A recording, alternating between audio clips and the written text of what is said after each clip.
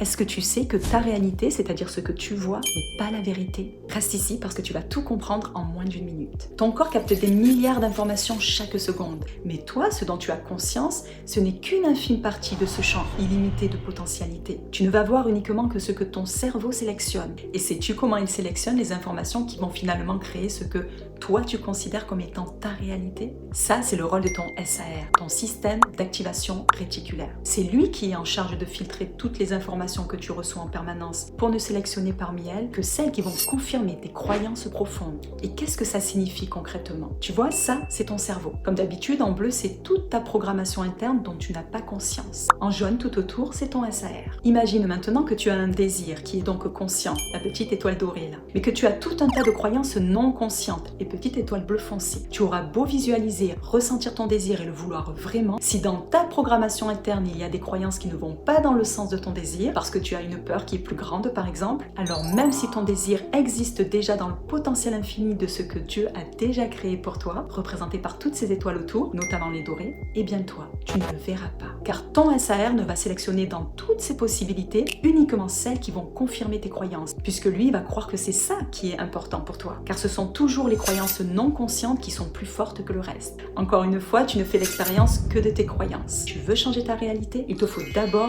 reprogrammer ton subconscient.